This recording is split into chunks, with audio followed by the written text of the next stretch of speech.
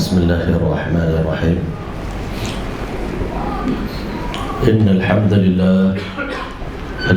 لله نحمده ونستعينه ونستغفره ونؤمن به ونتوكل عليه ونعوذ بالله من شرور أنفسنا ومن سيئات أعمالنا من يهده الله فلا مضل له ومن يضلل فلا هادي له أشهد أن لا إله إلا الله وحده لا شريك له وأشهد أن سيدنا وحبيبنا ومولانا محمدا عبده ورسوله أما بعد لقد قال الله تبارك وتعالى في القرآن المجيد بعد أعوذ بالله من الشيطان الرجيم بسم الله الرحمن الرحيم اقترب للناس حسابهم وهم في غفلة معرضون ما يأتيهم من ذكر من ربهم محدث إلا استمعوا وهم يلعبون وقال تعالى قال كم لبثتم في الأرض عدد سنين قالوا لبثنا يوما أو بعض يوم فاسأل العادين قال إن لبثتم إلا قليلا لو أنكم كنتم تعلمون أفحسبتم أنما خلقناكم عبثا وأنكم إلينا لا ترجعون فتعالى الله الملك الحق لا إله إلا هو رب العرش الكريم ومن يدعو مع الله إلها آخر لا برهان له به فإنما حسابه عند ربه إنه لا يفلح الكافرون وقل رب اغفر وارحم وأنت خير الراحمين وقال تعالى ويوم نحشرهم كأن لم يلبثوا إلا ساعة من النهار بلاغ فهل يهلك إلا القوم الفاسقون صدق الله العظيم وقال النبي صلى الله عليه وسلم الكيس من دان نفسه وعمل لما بعد الموت والعاجز من أتبع نفسه وهواها وتمنى على الله الأماني أو كما قال عليه الصلاة والسلام. Assalamualaikum warahmatullahi ta'ala wabarakatuh. Yang saya muliakan Tuan Pengerusi Majlis, yang dihormati lagi dikasihi Tuan Imam, Tuan Pengerusi Barisan Ahli Jawatankuasa Surau An-Nur, pimpinan-pimpinan agama, pimpinan-pimpinan masyarakat, tuan-tuan haji, puan-puan hajah, muslimin muslimat, hadirin hadirat yang dirahmati oleh Allah Subhanahu wa taala sekalian. Alhamdulillah, alhamdulillah, kita bersyukur kehadiran Allah Subhanahu wa taala yang mana dengan limpah dan kurnianya Allah Taala masih lagi memanjangkan usia kita setahun sehingga kita dapat bertemu lagi dengan tahun 2020. Yang mana ulama bagi tahu tujuan Allah bagi umur yang panjang ini boleh jadi di sisi Allah kita ni belum cukup baik. Jadi Allah panjangkan umur supaya kita menambah amal kebaikan kita, sehingga Allah Ta'ala nak cabut nyawa kita di saat kita buat kerja yang paling baik, kerja yang paling indah. Bahkan ada pula ulama kata di sisi Allah mungkin kita ni belum cukup jahat. Ada orang yang mana Allah panjangkan umur atas jalan istidraj, untuk Allah hancurkan dia, Allah nak sesatkan dia, Allah panjangkan umur dalam keadaan dia bergelumang dengan dosa. Dia dipanjangkan umur oleh Allah Ta'ala, dibuat macam-macam dosa, tak sakit, tak ada apa-apa pun kerugian pada diri dia, tak ada azab. Maka tuan-tuan boleh jadi di sisi Allah, Allah Ta'ala nak bagi dia lebih jahat, sehingga dalam keadaan dia tengah buat kerja yang paling buruk, maka Allah Ta'ala akan ambil nyawa dia. Dan Nabi SAW ceritakan kepada kita, satu orang manusia akan mati di atas amalan yang dibuat semasa dia hidup. Kita kalau dalam hidup banyak masa di masjid, banyak masa dengan Quran, banyak masa dengan agama, maka kita akan mati tengah buat kerja itu. Tetapi sebaliknya, satu orang yang semasa hidup dia banyak buat maksiat, maka dia akan mati pun dengan dosa yang sama. Hari ini sudah tentu kita semua tak nak mati tengah buat dosa. Kita semua bercadang, bercita-cita kalau boleh kita nak mati tengah sujud, nak mati tengah menunaikan umrah, kalau boleh nak mati tengah baca Quran seperti Sayyidina Uthman bin Affan radhiyallahu anhu. Sayyidina Uthman mati ketika sedang berpuasa, sedang baca Quran, dalam hati dia sedang rindu pada Nabi sallallahu alaihi wasallam. Sayyidina Uthman pada hari dia nak meninggal dunia, dia baca Quran banyak. Sahabat Nabi yang paling banyak baca Quran adalah Sayyidina Uthman, sehingga 2 naskah Al-Quran yang dimiliki telah koyak kerana terlalu banyak membaca. Satu orang yang hidup dengan Quran, matinya pun dengan Quran. Sayyidina Osman kata, kalau hati kamu bersih, kamu tak akan pernah jemu baca Quran. Saya teringat almarhumah nenek saya, baru meninggal 2 bulan yang lalu. Dia meninggal dunia pada usia 94 tahun. Tetapi dia meninggal dunia dengan 2 sunnah Nabi SAW. Yang pertama, sampai umur 94 tahun dia meninggal dalam keadaan masih lagi berniaga, masih lagi ada kedai, boleh berniaga lagi. Yang kedua, dia meninggal dalam keadaan tengah baca Quran, dalam keadaan dia tak tinggal baca Quran, khatam Quran 3 juzuk satu hari, ataupun 1 juz satu hari paling kurang. Jadi tuan-tuan, orang yang mati dalam keadaan dia sibuk dengan satu-satu amalan, Allah muliakan dia. Saya tengok pada hari dia meninggal dunia, yang memandikan jenazah dia adalah qari'ah daerah Jerantut, tempat saya lah, Jerantut, faham? Qari'ah, guru Quran yang memandikan jenazah dia, dan yang menyembayangkan, yang menyolatkan jenazah dia. 3 buah madrasah tahfiz, ratusan pelajar datang hadir untuk sembahyangkan jenazah dia. Satu orang manusia ni, kita nilai kehebatan dia bukan masa hidup. Masih hidup ramai kawan, boleh jadi pada hari mati dia tak ada siapa pun yang sudi untuk solatkan jenazah dia kalau dia durhaka pada Allah. Tetapi satu orang manusia yang hidupnya meredhakan Allah, hidupnya banyak ketaatan pada Allah, ataupun dia buat kebaikan secara rahsia yang orang lain tak tahu, Allah zahirkan kehebatan dia pada hari dia mati. Allah hadirkan ribuan manusia, seperti yang berlaku pada saudara Abang Boceh kita, yang hari dia meninggal dunia, ratusan orang hadir untuk solatkan jenazah dia. Sedangkan Nabi beritahu satu orang yang 40 orang saja sembahyangkan jenazah dia sudah cukup untuk beri syafaat kepada si mayat. Tuan-tuan yang mulia, satu orang yang mati dalam satu keadaan dia dibangkitkan di padang mahsyar pun dengan keadaan yang sama. Nabi kata, satu orang yang mati di saat sedang menunaikan umrah dan haji, dia bangun di padang mahsyar nanti dalam kelakuan seperti orang sedang menunaikan haji. Orang yang menunaikan solat meninggal dunia, dia akan bangun nanti di padang mahsyar dalam keadaan sujud pada Allah SWT. Betapa mulianya mereka. Bangkit di padang mahsyar pun, keadaan bangkit pun orang sudah tahu, ini orang yang mulia, ini semua calon-calon ahli syurga.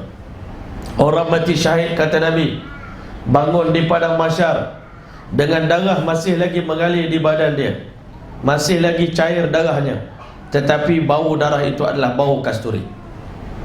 Tetapi sebaliknya, satu orang yang mati dengan dosa, Nabi beritahu, bu'ithal insanu ala ma mata alaihi, manusia dibangkitkan dalam keadaan mana dia mati. Kalau mati tengah pegang botol arak, di padang mahsyar dia menghadap Allah pun dengan botol arak itu. Satu orang yang mati bunuh diri, dia akan mati dalam keadaan sentiasa menikam diri dia bangun di padang mahsyar. Sebab itu tuan-tuan, hari ini kita orang beriman tak pernah merasa aman diri kita ni, tak pernah kita rasa selamat. Jangan pernah cuba-cuba nak buat dosa. Kita bimbang. Nabi SAW beritahu, wa inna ahadakum, seorang di kalangan kamu, la ya'malu bi'amali ahli jannah, seumur hidup beramal dengan amalan ahli syurga, sehingga jarak dia dengan syurga tinggal 1 hasta lagi nak masuk ke syurga Allah Ta'ala. Tetapi amalan terakhir dia buat sebelum dia mati adalah amalan ahli neraka, maka akhirnya dia masuk neraka. Ada di antara kamu hidupnya seumur hidup beramal dengan amalan ahli neraka, hatta la yabqa bainahu wa bainan nar illa dira', sehingga jarak dia dengan neraka tinggal 1 hasta lagi, tetapi amalan terakhir yang dia buat adalah amalan ahli syurga sebelum mati, maka dengan amalan tadi dia mati. Sebab itu kita sebagai orang beriman tak pernah merasa tenteram. Maka dalam konteks pembahasan kita pada malam ini, iaitu kedahsyatan padang mahsyar, hakikat sebenarnya padang mahsyar adalah merupakan alam marhalah yang kedua yang akan kita tempuhi selepas kita meninggal dunia. Sayyidina Osman, bila dia pergi ke tanah perkuburan, bila dicerita tentang kubur, dia akan menangis sampai basah-basah janggut dia. Maka orang beritahu pada Sayyidina Osman, bila diceritakan tentang azab neraka, kamu tidak menangis, tapi bila kamu pergi kubur, kamu menangis.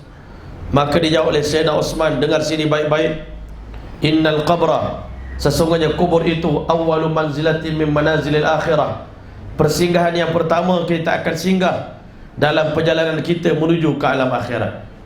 Perjalanan nak balik ke syurga tuan-tuan, walaupun kita semasa kita bercinta dengan isteri kita, selalu kita cakap til jannah. Orang Malaysia sekarang ni, dia dapat satu trend. Bila kahwin je dia pegang tangan gini, isteri buat tangan gini, suami dia pun pegang tangan macam ni, insya-Allah til jannah, sampai ke syurga. Itu berlaku tuan-tuan kalau dua-dua beramal dengan amalan ahli syurga. Kalau dua-dua beramal dengan amalan ahli neraka, tak ada til jannahnya, til jahannam tuan-tuan. Kan? Waliyazubillah. Ataupun seorang isteri taat, suami tak taat, tak ada til jannah juga. Ataupun suami taat, isteri tak taat, tak ada til jannah juga. Tak berjumpa di pintu syurga. Nak berjumpa di pintu syurga, suami isteri seia sekata, sama-sama berusaha beramal dengan amalan ahli syurga, barulah akhirnya mati dengan amalan ahli syurga, dengan amalan tadi dia masuk. Kata Sayyidina Uthman, siapa yang sangkut di alam yang pertama, alam kubur, maka alam yang selepas itu adalah lebih dahsyat dan lebih menakutkan. Nabi SAW beritahu kepada para sahabat, mohonlah perlindungan daripada azab kubur. Aku tak pernah melihat mana-mana pemandangan yang lebih menakutkan daripada pemandangan yang ada di alam kubur. Selepas daripada kita berada dalam kubur, kita akan dibangkitkan oleh Allah Ta'ala menuju ke padang mahsyar, yang mana tuan-tuan dan rahmati oleh Allah, kehidupan di padang mahsyar bermula sebaik saja malaikat Israfil alaihissalam meniup sangkakala yang ketiga, yang dipanggil nafkhatul ba'thi wan nusyur, tiupan kebangkitan dan perhimpunan di padang mahsyar. Israfil alaihissalam dihidupkan oleh Allah ketika mana manusia semuanya telah mati. Nanti sebelum Allah bangkitkan kita, Allah turunkan hujan ke atas muka bumi ni selama 40 hari 40 malam selepas kiamat berlaku. Maka Allah keringkan air hujan. Di saat itulah Allah cantumkan kembali tubuh badan manusia. Sebiji macam mana badan kita di dunia ni tuan-tuan. Masya Allah, orang-orang tidak beriman pada Allah, kaum musyrikin, dia mempersendakan Rasulullah. Dia kata, ma yuhil 'izama wa hiya ramim. Siapa yang mampu menghidupkan kembali tulang belulang yang telah hancur, yang telah luluh, yang telah pupus tulang-tulang itu, maka Allah SWT beritahu, qul yuhyiha alladhi ansha'aha awwala marrah. Allah yang menciptakan kamu di permulaan hari, di permulaan hidup kamu, Allah yang sama akan kembalikan kamu hidup di padang mahsyar di alam akhirat nanti. Tidak ada yang mustahil bagi Allah. Bahkan Allah beritahu, ma khalqukum wala ba'thukum illa kanafsin wahidah. Menciptakan kamu, mematikan kamu, membangkitkan kamu kembali di alam akhirat begitu mudah bagi kami, sama seperti mencipta seorang manusia. Mudah sangat bagi Allah untuk bangkitkan manusia. Allah tunjuk contoh bumi yang mati. Selepas Allah turun hujan, tiba-tiba naik rumput, naik pokok-pokok, naik pohon-pohon, naik macam berbagai-bagai tumbuh-tumbuhan. Begitulah keadaannya nanti padang mahsyar. Selepas turun hujan, manusia akan kembali dihidupkan oleh Allah Ta'ala. Ada dua kategori manusia. Satu golongan yang mana tubuh badan mereka dipelihara oleh Allah berkat kerja agama yang mereka buat, berkat pengorbanan mereka untuk agama, berkat mereka ini berdakwah, berkat mereka menjadi hafiz Al-Quran, berkat mereka menjadi wali-wali Allah. Allah Ta'ala kekalkan tubuh badan mereka beribuan tahun duduk dalam bumi, duduk dalam kubur, badan mereka tidak hancur. Tetapi manusia biasa yang berdosa, tubuh badan mereka berubah menjadi debu. Nanti sebelum kita bangkit, Allah cantumkan kembali debu-debu itu. Tuan-tuan, bergelimpangan mayat tanpa nyawa. Malaikat Israfil alaihissalam raup nyawa-nyawa manusia, roh manusia dimasukkan ke dalam sangkakala. Sangkakala itu merupakan tanduk lembu yang diciptakan oleh Allah Ta'ala daripada permata lu'lu' dan marjan. Di tengah-tengah Di tengah-tengah tanduk itulah Allah Ta'ala jadikan sebuah lubang, yang diletakkan di dalam lubang itu nyawa-nyawa manusia, yang mana Nabi SAW menggambarkan besarnya lubang sangkakala itu. Kalau dimasukkan 7 petala langit dan bumi ke dalamnya, nescaya muat untuk menampung keluasan dunia ini. Maka malaikat Israfil alaihissalam akan meniupkan sangkakala.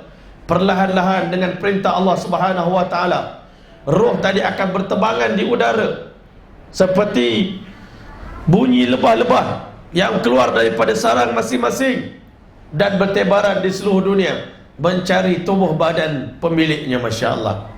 Sampai di depan badan kita, roh akan scan daripada atas sampai bawah, confirm ini tubuh badan tuan aku. Dia pun akan masuk daripada hidung, dan nyawa kita menjalar dalam tubuh badan kita dalam sekelip mata. Mata yang tadinya tertutup tiba-tiba berkelip-kelip, seakan-akan baru bangun daripada tidur.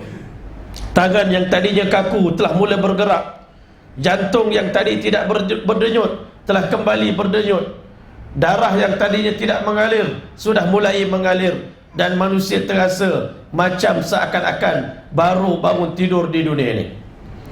Orang beriman bangkit di padang mahsyar, kata Nabi, kerana biasa dia pergi masjid bangun pagi-pagi. Di padang mahsyar pun dia macam bangun nak pergi buat persiapan nak bangun solat subuh. Malaikat tanya, bang nak pergi mana bang? Nak sembahyang subuh? Tak ada sembahyang subuh lagi dah bang. Ini padang mahsyar bang. Ini bukan tempat sembahyang subuh, ini bukan dunia lagi, ini sudah padang mahsyar. Orang yang kufur pada Allah, yang ingkar pada Allah, dia akan bangun dalam keadaan gonyong-gonyong mata. Dia menyumpah, dia marah, ya wailana, celaka sungguh, man ba'athana min marqadina, siapa yang ganggu tidur kami ni. Macam kat dunia, kalau anak-anak ganggu kita tidur, kita mengamuk tuan-tuan. Di padang mahsyar nanti marah lagi. Tiba-tiba tuan-tuan, kita buka mata saja, malaikat di keliling kita. Sudah ada 70,000 malaikat dipersiapkan oleh Allah Ta'ala untuk menghalau manusia menuju ke medan mahsyar. Daripada kampung kita mati, kita akan diperintahkan oleh Allah untuk bangkit, bangun dan berjalan menuju ke padang mahsyar. Malaikat tadilah jengukkan wajah mereka depan muka kita. Tuan-tuan tahu ini hari apa? Hadza ma wa'ada ar-Rahman. Inilah hari yang dijanjikan oleh Tuhan Ar-Rahman dalam Al-Quran. Bersepah begitu banyak sekali ayat-ayat Al-Quran yang menggambarkan tentang hari perhimpunan. Allah pun sebut dalam Quran, iqtaraba lin-nasi hisabuhum, masa untuk aku menghisap amalan manusia telah hampir tiba. Wa hum fi ghaflatin mu'ridun, tapi aku tengok manusia masih lagi berpaling daripada kebenaran, masih lagi sibuk dengan kelalaian. Ma ya'tihim min dzikrin min rabbihim muhdatsin illa istama'uhu wa hum yal'abun. Apapun peringatan Allah bagi kepada mereka, mereka dengar sambil main-main. Dengar cerita akhirat pun main-main. Dengar cerita pada mahsyar, relax, main-main, lalai. Allah kata ini benda yang besar, hari yang begitu dahsyat, yang mana tuan-tuan Allah gambarkan hari akhirat ini. Fadzalika yauma idzin yaumun asir, itulah hari yang paling payah dalam hidup kamu.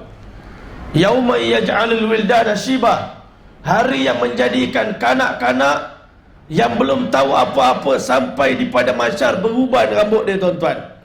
Kerana terlalu dahsyatnya padang mahsyar. Kenapa dahsyat?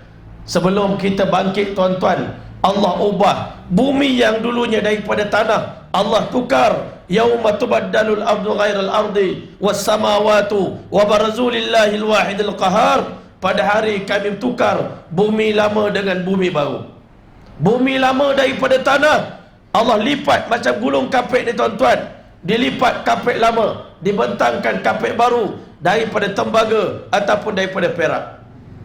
Di atas kepala manusia Allah SWT tarik matahari yang di saat ini jaraknya 1,000,000 kilometer lebih di atas kepala manusia. Allah tarik menjadi 1 mile di atas kepala kita. Perawi hadis mengatakan, aku tak tahu, aku tak faham apa maksud 1 mile dalam hadis Nabi SAW. Kerana dalam bahasa Arab 1 mile bermaksud 1 kilometer ataupun 1 mile. Mile berarti juga maknanya adalah batang celak yang kita gunakan untuk celakkan mata kita. Andai kata 1 kilometer matahari di atas kepala kita pun kita dah cukup menderita, tuan-tuan.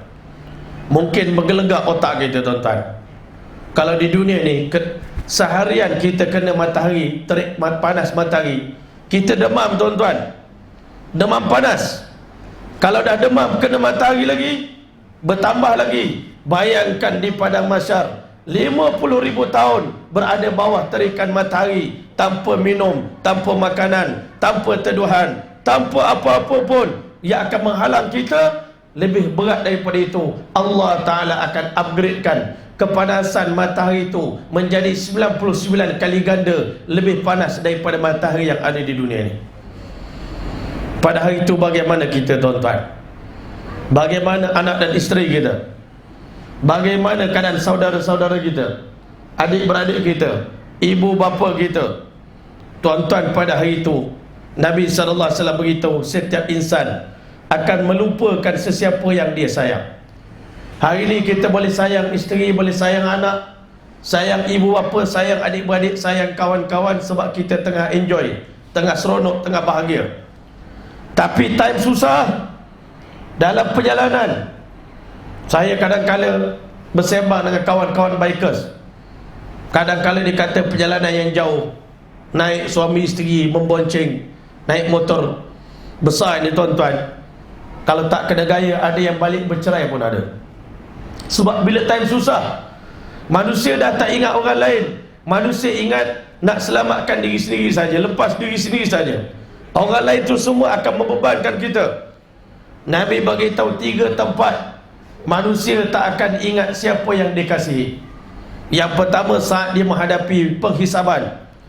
Yang kedua, nanti saat amalannya ditimbang oleh Allah di mizan. Yang ketiga, nanti ketika mana kakinya melintas titian siratal mustaqim. Di 3 tempat ini manusia akan melupakan siapa pun yang dikasihi dalam hidup dia.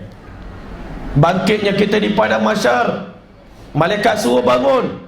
Nabi SAW menggambarkan kepada kita, innakum satatuna rabbakum yaumal qiyamati, kalian akan bertemu dengan Tuhan kalian di hari kiamat, hufatan, dalam keadaan berkaki ayam. Tidak, di kaki kita tak ada selipar, tak ada kasut, tuan-tuan, berkaki ayam.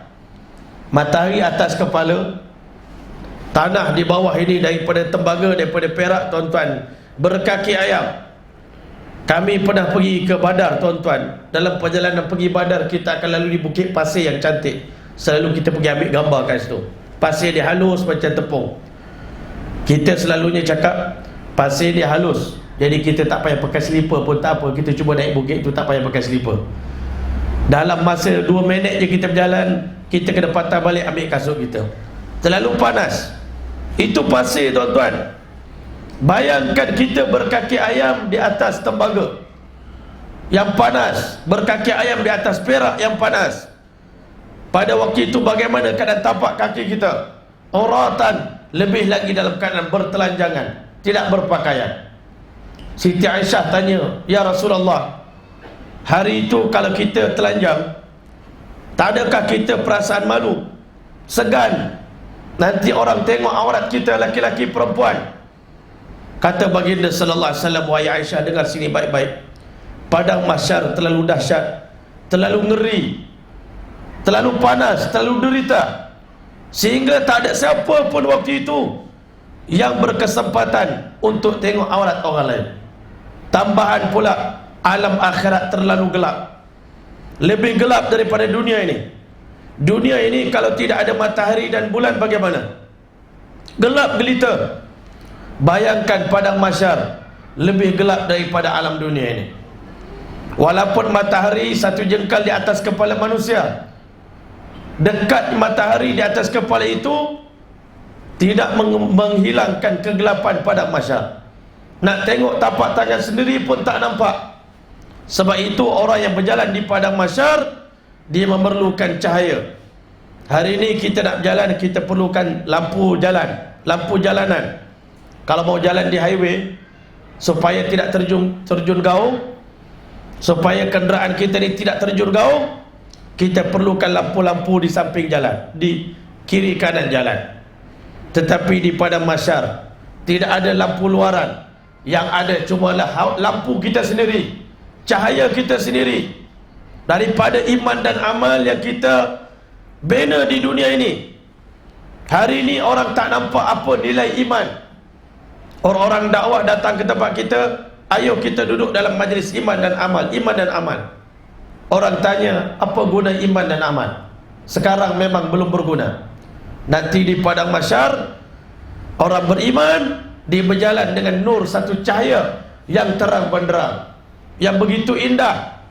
Orang yang beramal, Nabi SAW sampaikan berita gembira, Basyiril masya'ina min zulam, berilah kabar gembira kepada orang yang datang menunaikan solat fardu isya dan subuh berjemaah di masjid di malam hari yang gelap gelita, bin nuri tam yaumal qiyamah, mereka pasti dan pasti akan mendapat cahaya yang sempurna untuk berjalan di padang mahsyar nanti di hari kiamat. Pada hari itu Allah SWT beritahu, idza waqa'atil waqi'ah laisa liwaqa'atiha kadhibah khafidatur rafi'ah. Apabila kiamat telah berlaku dan tidak ada keraguan di dalam berlakunya hari kiamat, pasti akan berlaku. Khafidatur rafi'ah, orang yang mulia-mulia di dunia ini, pangkat datuk, pangkat Tan Sri, pangkat besar, boleh jadi mereka akan jadi golongan bawahan di hari kiamat nanti. Kalau kembali ke alam akhirat tidak bawa nur iman dan amal, mereka akan berjalan dalam keadaan meraba-raba nanti di hari kiamat. Meraba di dunia ini tidak mengapa, karena dunia ini kecil saja tuan-tuan. Tetapi meraba di padang mahsyar, ada satu nasyid dia kata, buta mata tidak nampak jalan di dunia, Masya Allah. Itu tidak mengapa, masih ada yang tolong kita. Tetapi kalau buta mata kita di alam akhirat, ada orang yang bangkit di padang mahsyar, dia bertanya kepada Allah, qala rabbi lima hasyartani a'ma, kenapa kau bangkitkan aku di padang mahsyar dalam keadaan buta wahai Allah? Maka dia akan jawab, wa qad kuntu basira, di dunia dulu kami melihat, mata kami celik, kenapa di akhirat kami buta, tak nampak mau berjalan? Maka Allah SWT beritahu, qala kadzalika atatka ayatuna, begitulah kami datangkan tanda-tanda kebesaran kami, petunjuk, peringatan, tetapi fanasitaha, kau lupakan peringatan yang kami berikan. Wa kadzalikal yauma tunsa, hari ini kami lupakan kamu. Tuan-tuan yang mulia, yang pertama berkaki ayam, yang kedua kata Nabi bertelanjangan, ghurlan ghairu makhtun, dalam keadaan masih belum berkhatan lagi. Tuan-tuan yang mulia, dalam keadaan kita bangkit, mau saja bergerak tuan-tuan, maka Allah Ta'ala pisahkan manusia ini kepada tiga golongan.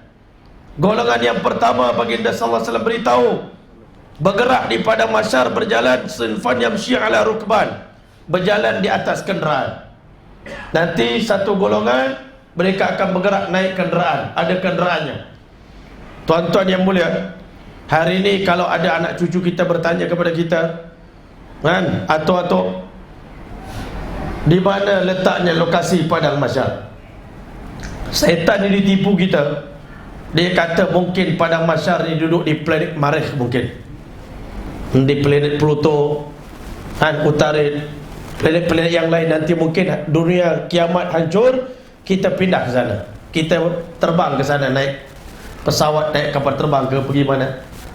Tuan-tuan, sebenarnya untuk manusia ini, alam rohnya di sini, alam rahim kita pun di sini, alam dunia pun di sini, alam barzah pun di sini, alam mahsyar pun di sini, syurga dan neraka pun di sini. Berarti tanah yang kita sedang pijak sekarang inilah bumi mahsyar, inilah padang mahsyar sebenarnya. Cuma nanti perhimpunan kita tuan-tuan adalah di Palestin sana. Tuan-tuan tak percaya, tuan-tuan pergi Palestin, nanti turis guide akan bagi tahu, welcome to the earth of mahsyar and mansyar. Selamat datang ke the land of mahsyar and mansyar. Selamat datang ke bumi mahsyar dan bumi mansyar, bumi tempat pengagih-agihan ahli neraka dan ahli syurga. kita tak faham. Saya pergi Palestin, saya terperanjat. Saya ingatkan kajian saya, sebab setakat ini tak ada ustaz pun yang menentukan di mana letaknya bumi mahsyar itu. Tapi bila saya buat kajian dalam hadis Nabi sebut, bumi mahsyar nanti setelah dunia kiamat, kita dihalau pergi ke bumi Syam. Syam ini adalah Palestin, Jordan, Lebanon dan juga Syria. Tetapi bila Nabi SAW sebut, bila kiamat berlaku, Allah turunkan arash, dan Allah Ta'ala akan letakkan arash tadi di atas batu yang pada malam Isra' wal Mi'raj Nabi ikat burak baginda pada batu tersebut. Di atas batu itu nanti akan diparking, akan diletakkan arash Allah Subhanahu Wa Ta'ala. Berarti di Baitul Maqdis lah tempat letaknya padang mahsyar bagi kita semua. Hari ini kalau cucu kita tanya, atuk-atuk neraka di mana tu? Kita pun tak tahu jawab. Itu urusan gaib, sedangkan kita tak mengaji. Nabi SAW beritahu, al-bahru huwa jahannam. Lautan sedunia inilah api neraka jahannam. Nanti di hari kiamat, untuk Allah keringkan air ni bagaimana? Ada orang tanya. Di bawah laut itulah letaknya api neraka. Lautan yang begitu dalam, Allah buat supaya kita yang hidup di dunia ni tak rasa kepanasan. Kalau Allah Ta'ala tak buat air laut, tuan-tuan, laut yang dalam dan masin, untuk mengimbangi kepanasan global ini, di bawah lautan itulah letaknya api nerakanya Allah Subhanahu Wa Ta'ala. Tuan-tuan yang mulia, Allah buat embun, Allah buat kutub utara supaya dunia ni sejuk. Kalau tidak terbakar dunia ni dengan kepanasan api neraka. Nabi SAW beritahu, setiap hari dengan naiknya matahari, maka Allah buka perlahan-lahan pintu neraka jahannam. Pintu neraka ada 7 buah pintu. Dengan naiknya matahari sampai ke tengah-tengah, pintu neraka dibuka dengan seluas-luasnya. Sebab itu Nabi SAW pesan dekat Sayyidina Bilal, nanti kalau sampai waktu zuhur, lewatkan sedikit, lambatkan sedikit kita punya iqamat solat zuhur. Karena fa inna syiddatal harri min fayhi jahannam.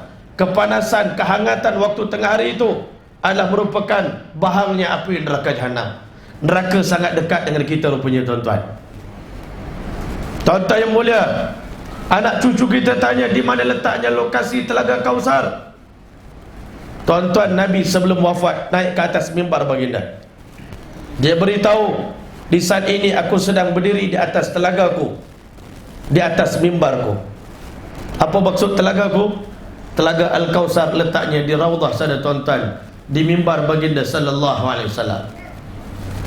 Faham ke tak faham? Maka tuan-tuan yang mulia, di mana letaknya syurga? Neraka bawah, syurga di atas.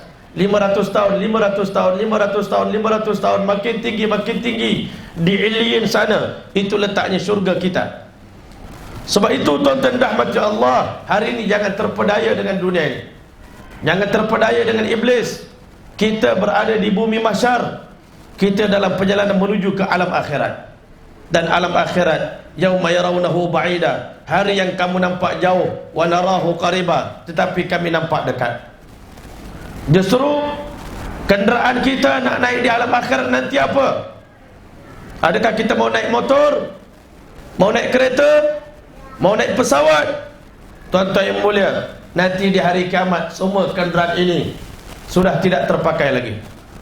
Tak boleh pakai lagi dah. Nak pakai kereta, perjalanan bukan dekat. Kita berada di padang mahsyar selama tempoh 50,000 tahun berada di sana. Ta'rujul malaikatu war-ruh ilaihi fi yaumin kana miqdaruhu 50,000 sanah. Tempoh berada kita di padang mahsyar 50,000 tahun. 50,000 tahun, tuan-tuan. Kita hidup di dunia cuma 60 tahun. Nak balik ke alam akhirat, sempadan saja nak masuk syurga, tuan-tuan, walaupun kita cakap tadi til jannah, tapi daripada pintu kubur sampai pintu syurga, perjalanannya 91,500 tahun masanya. Nak sampai ke alam akhirat, nak cross border saja, nak lintas sempadan saja, mau masuk ke syurga Allah Subhanahu Wa Ta'ala. Nanti kereta-kereta dah tak boleh pakai. Mana ada stesen minyak dekat sana, kan? Kalau nak berisi sesi minyak, duitnya di mana? Tak ada duit lagi. Di alam akhirat perhitungannya berbeza, tuan-tuan. Kenderaan kita adalah setiap binatang-binatang korban yang kita korbankan setiap tahun di dunia ini. Itulah tunggangan-tunggangan kita di padang mahsyar. Nabi SAW beritahu nanti ada satu golongan naik unta, satu ekor kongsi 4 orang, ada satu ekor kongsi 5 orang. Sebab itu kalau boleh korban di dunia ni, jangan kongsi-kongsi lah. Boleh tak? Jangan kongsi-kongsi. 7 bahagian, 7 orang. Maknanya satu ekor lembu, 7 orang naik dia. Kalau perjalanan dekat, lembu tu kata okey lah. Kalau jauh, aku tak daya, aku jatuh, kau jalan kaki. Kalau seekor seorang, okey sikit. Lembu tu bertenaga, tuan-tuan. Seekor seorang. Sebab itu, tuan-tuan, kalau boleh setiap tahun kita jangan lupa berkorban. Kita kalau boleh nak korban, biar paling gemuk, lembu yang paling sihat. Ini kenderaan nak pakai di padang mahsyar. Hari ni kita beli motor besar, tuan-tuan, 200,000 Harley Davidson, road glide, street glide, beli mahal-mahal. Tapi untuk kenderaan di padang mahsyar, kita kata 600, satu bahagian kita kata mahalnya, ustaz. Oh, untuk akhirat mahal Untuk dunia kereta 500,000, 600,000, kita kata ini murah lagi ni. Mustang, Ferrari, beli Lamborghini. Tuan-tuan, kenderaan kita nak jalan di padang mahsyar sepatutnya yang paling mahal kita beli. Tuan-tuan rahmati Allah, ada satu golongan berjalan kaki menuju ke padang mahsyar. Pendosa-pendosa, orang-orang biasa, tuan-tuan, jalan kaki. Satu golongan, iaitu orang yang kufur pada Allah, yang tak beriman pada Allah di dunia ini. Sebab itu jangan pernah cemburu kepada orang yang tidak beriman pada Allah. Di hari kiamat nanti mereka berjalan dengan wajah-wajah mereka di atas tanah ini. Tuan-tuan rahmatullah Allah, golongan yang naik kenderaan, golongan delegasi yang pertama, Allah sebut dalam Quran, yauma nahsyurul muttaqina ila rahman wafda. Kami akan halau ataupun kami akan persilakan orang-orang muttaqin, mereka bergerak menuju ke padang mahsyar dalam keadaan wafda, berjamaah, berdelegasi. Delegasi yang paling mulia, yang paling agung adalah delegasi Nabi kita Muhammad sallallahu alaihi wasallam. Nabi akan bangunkan Abu Bakar dan Umar. Ayo kita pergi ke Baqi' sebentar. Bawa semua sahabat-sahabat umat Islam yang ditanam di kuburan Baqi'. Siti Aisyah, Siti Fatimah, Ummu Kalsum, Ruqayyah, Sayyidina Osman, Imam Malik rahmatullah alaih. Semua sahabat-sahabat yang ditanam di sana dibangunkan oleh Rasulullah sallallahu alaihi wasallam. Ayo kita bergerak menuju ke padang mahsyar. Daripada Baqi', baginda sallallahu pergi ke Mekah, tuan-tuan. Ambil Siti Khadijah radhiyallahu anha di perkuburan Ma'la, berhimpun bersama-sama. Maka baginda sallallahu bawa rombongan ini menuju ke mahsyar. Perjalanan begitu laju. Perjalanan orang beriman ni dengan cahaya keimanan. Yauma taral mu'minina wal mu'minat, hari di mana kalian melihat laki-laki mukmin dan wanita mukminat. Nuruhum yas'a baina aydihim, di saat mereka berjalan, cahaya terang benderang di hadapan mereka. Cahaya daripada iman dan amal. Yaquluna rabbana, sambil berjalan mereka berdoa, wahai Tuhan kami, atmim lana nurana, sempurnakan nur ini ya Allah. Jangan padamkan cahaya ini, kami sangat takut. Tuan-tuan, sebab itu hari ini sebelum kita kembali kepada Allah, carilah nur iman dan amal. Carilah nur hidayah untuk diri kita, bukan untuk orang lain. Hari ini kita cakap, Ustaz, saya cuma minat zikir saja Ustaz. Boleh ke Ustaz? Saya ni jadi minat puasa je Ustaz. Boleh lah, bukan tak boleh. Tapi cukup ke satu lampu, tuan-tuan. Kalau kereta kita nak berjalan di tengah malam, nak balik Pulau Pinang daripada KL ni, tuan-tuan, kalau lampu tinggi je, boleh tak jalan? Lampu rendah tak ada. Siap-siap bulan orang depan, horn, ping. Kau lampu tinggi kan? Tiap-tiap kali lalu orang marah, tiap-tiap kali lalu orang marah. Kena ada lampu tinggi, lampu rendah, lampu signal, lampu reverse, lampu dalam. Zaman sekarang cermin pun nak tengok muka kena ada lampu. Tengah gelap malam kan, nak pakai serba dalam kereta kena ada lampu. Tuan-tuan, nanti di padang mahsyar banyak lampu diperlukan. Tidak ada cahaya di sana tuan-tuan, semua kegelapan. Maka sebab itulah Nabi sallallahu alaihi wasallam suruh kita cari cahaya banyak-banyak. Orang beriman jalan laju, orang munafik dia tengok orang beriman jalan laju. Macam dekat dunia lah, kalau motor kita tak ada lampu, kita boleh tumpang cahaya orang depan, tapi orang depan jalan laju sangat.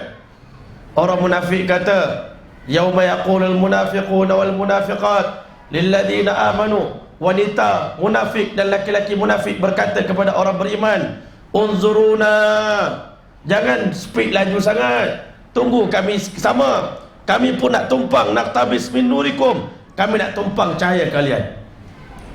Orang beriman pada hari itu boleh sombong tuan-tuan. Dekat dunia tak boleh sombong, dekat akhirat minta maaf tuan ya. Kita dah cakap, kita dah dakwah di dunia dulu, dah cakap, dah beritahu, dah peringatan dah diberikan, supaya kita masing-masing usahakan atas iman dan amal kita. Sekarang engkau tidak ada cahaya, iqila rji'u wara'akum, kalau nak cahaya balik semula ke dunia, faltamisu nura, pergi cari cahaya di sana. Nak balik ke dunia macam mana? Dunia dah habis, dunia dah hancur, dunia dah tak ada lagi dah. Maka waktu itu tuan-tuan, faduriba bainahum bisur, Allah pisahkan orang beriman dengan orang munafik dengan sebuah hijab. Orang beriman pun sampai ke tempat mereka, orang munafik berjalan dalam keadaan meraba-raba dalam gelap. Tuan-tuan, diringkaskan cerita, berhimpunlah manusia di padang mahsyar, semua sekali dah sampai. Allah biarkan manusia ni 300 tahun tanpa sebarang apa-apa hubungan dengan Allah Ta'ala, dalam keadaan terkial-kial, dalam keadaan tertanya-tanya, tertunggu-tunggu, menanti saja 300 tahun tuan-tuan. Boleh tunggu 300 tahun. Kalau dekat dunia ni, kita pergi immigration, jabat Pak kita kan, ambil nombor kita yang ke 2000, daripada pagi beratur, immigration, ada aircon, ada kerusi, nak tunggu nombor 2000. Boleh tunggu tuan-tuan? Boring lah, pergi kedai mamak je, jom minum dulu, makan dulu, lepak-lepak dulu, pergi buat kerja lain dulu. Datang-datang baru 1500. Allahu Akbar. Pukul berapa baru siap ni? Tuan-tuan, kita tunggu di padang mahsyar nanti, tunggu saja 300 tahun. Tunggu je, tak ada benda-benda. Boleh ke tuan-tuan? Orang Melayu kata penantian itu satu penyiksaan. Itu pepatah Melayu. Pepatah Arab lagi dahsyat. Orang Arab kata al-intizaru asyaddu minal maut.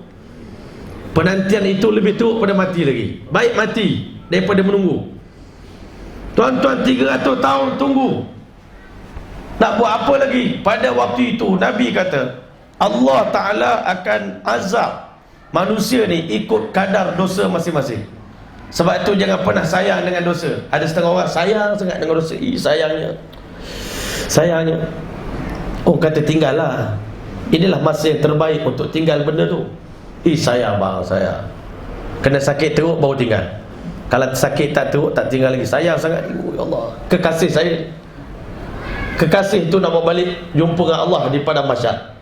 Nanti kata Nabi, Allah telah akan naikkan peluh di badan manusia ikut kadar dosa kita. Di padang mahsyar tengah orang ramai-ramai ni, kalau kita duduk dalam satu tempat yang panas, kaki kita ni dengan kaki orang lain macam ni tuan-tuan. Di padang mahsyar kita berdiri dengan bahangnya, dengan panasnya tuan-tuan, kencing di situ, beraknya di situ, tak mandi, tak makan, tak minum, tidak ada teduhan, panas. Peluh naik ikut kadar dosa kita.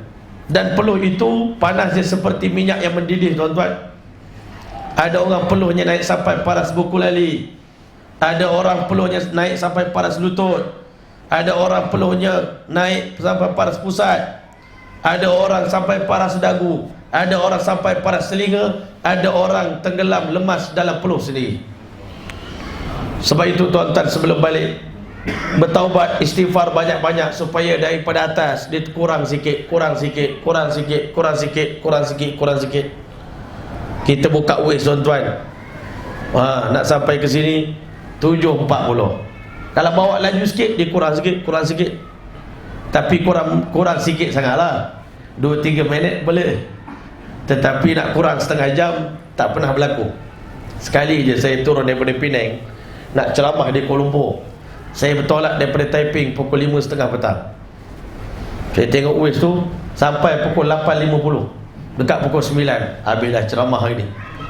Tapi hari tu Allah tunjuk mukjizat tuan-tuan. Daripada 8.50 6.30 sampai. Itu barulah reduce banyak, barulah lega tuan-tuan. Jadi kita taubat sampai dosa kita ni reduce sebelum mati. Balik daripada masyar, tak adalah nak sibuk. Orang kafir masa tu bila kena air peluh tu tuan-tuan, dikata ya Allah, lebih baik lempar sekarang kami dalam neraka daripada kami hidup dalam peluh ini. Dia tak tahu azab neraka lagi tu. Ini baru mukaddimah, baru permulaan. Just a beginning. Ini baru permulaan. Masya Allah, Allah Ta'ala baru nak tunjuk sikit je daripada azab dia tuan-tuan. Maka dia ringkaskan cerita. Selepas 300 tahun menanti, Allah Ta'ala buat keputusan, waja'a rabbuka wal malaku saffan saffan. Tuhan kamu muncul. Allah mentajallikan zatnya. Macam mana cara Allah muncul? Jangan tanya, hanya Allah yang tahu. Mazhab Ahlussunnah wal Jamaah tak boleh tanya tuan-tuan, sebab kita ni tak layak untuk bertanya. Wal malaku, malaikat turun bawa aras daripada langit dalam keadaan berbaris-baris. Malaikat turun dengan sayap masing-masing, bawa turun aras Allah Subhanahu wa ta'ala. Dengan tajallinya Allah Ta'ala, kata Nabi, wa asyraqatil ard, dalam Quran, wa asyraqatil ardu bi nur rabbiha. Dengan nur Allah Ta'ala, dengan munculnya Allah, maka tiba-tiba alam yang begitu gelap tadi bercahaya terang benderang dengan nur Allah, sehingga silau mata manusia dengan nur yang begitu mengkagumkan. Macam mana lawannya nur Allah pada ketika itu? Allah sebut dalam surah An-Nur, Allahu nurus samawati wal ard, mathalu nurihi kamishkatin fiha misbah, al-misbahu fi zujaja, az-zujajatu ka'annaha kaukabun durriyun yuqadu min syajaratin mubarakatin zaitunatin la syarqiyyatin wala gharbiyah yakadu zaituha yudhi walau lam tamsasu nar nurun ala nur yahdillahu li nurihi man yasha. Nak tahu dia punya cerita dia, buka surah An-Nur tuan-tuan. Jumpalah cerita tu. Kalau saya nak kupaskan, jadi setengah jam pula tambahan masa. Jadi tuan-tuan yang mulia, Allah beritahu nurun ala nur. Cahaya Allah itu lebih terang mengatasi semua cahaya yang ada di dunia ini. Begitu indahnya nur Allah. Waktu itu terpegun manusia tengok Allah, tapi nak tengok lebih-lebih tak boleh sebab malu, dosa banyak. Tunduk pula tuan-tuan.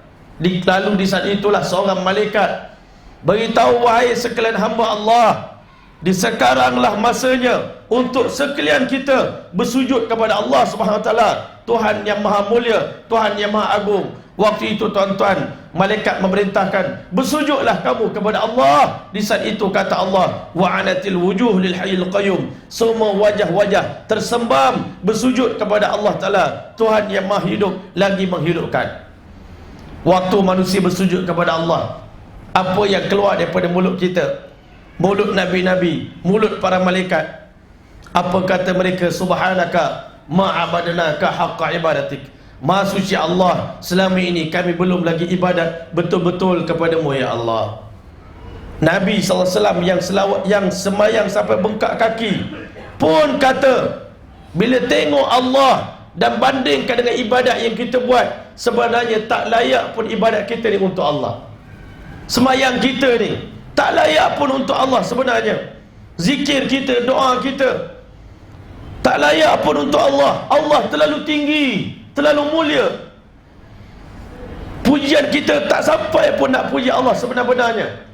Tetapi pada hari itu baru kita faham, baru kita mengerti, sembahyang kita selama ini masih lagi di tahap main-main sebenarnya. Kita masih lagi main-main dalam beribadat. Subhanaka ma syakarnaka haqqa syukrika, maha suci engkau ya Allah, selama ini kami belum lagi bersyukur ya Allah. Bila kami tengok engkau, baru hari ini kami tahu kesyukuran kami di dunia tak cukup, tak layak, tak padan pun dengan kehebatan Allah Ta'ala. kami ni belum bersyukur lagi. Walaupun kita setiap kali majlis nak bermula, alhamdulillah, syukur pada Allah, hanya di mulut saja, belum hakikat syukur lagi tuan-tuan. Tuan-tuan yang mulia, subhanaka ma'a'la sya'nuka, maha suci engkau ya Allah, betapa agung, betapa tingginya engkau ya Allah. Di saat semua manusia menggigil bersujud depan Allah, penuh ketakutan, penuh ta'zim dan hormat, di kala itu Allah telah beritahu, yauma yukshafu an saq, pada saat betis disingkapkan, wa yud'auna ila sujud, mereka diseru untuk bersujud kepada Allah, fala yastati'un, ternyata satu golongan, di saat semua orang sedang bersujud pada Allah, ada terdapat satu kumpulan manusia yang Allah haramkan mereka ini bersujud kepada Allah. Allah tak nak pun sujud mereka, Allah tak terima pun sujud mereka pada hari ini.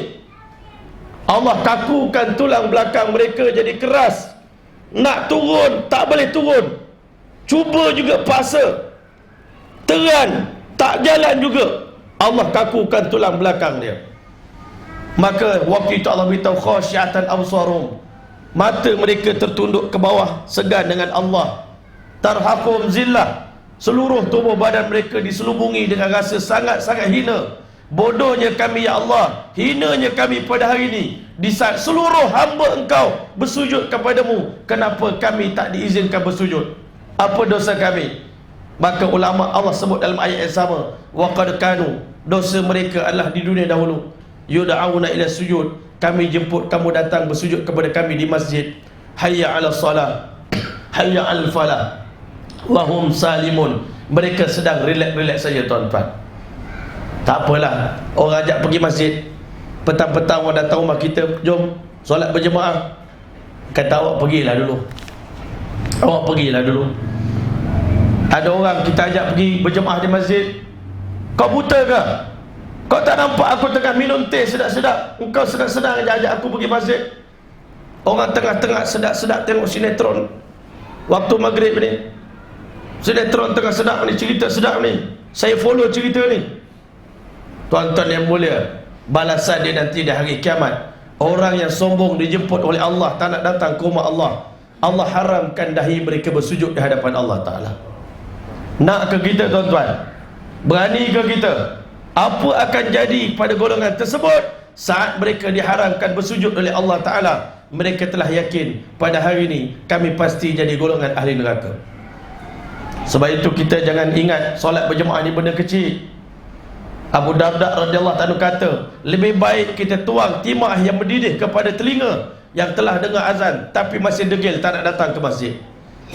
Hari ini berapa ramai orang di luar sana, anak kita, bukan anak orang lain, anak kita, anak saudara kita, adik-beradik kita, tak pernah datang ke masjid. Seminggu sekali datang ke masjid hari Jumaat, ada yang hari raya. Tadi kami baru habis program tuan-tuan, ada sahabat-sahabat lepas habis program 3 hari dia menangis. Kenapa? Sudah berpuluh-puluh tahun tidak solat. Tuan-tuan mulia, hari ini berapa ramai orang Islam tak solat? Apa akan berlaku kepada mereka di padang mahsyar nanti? Baru dia akan faham tinggi atau rendahnya langit Allah Ta'ala.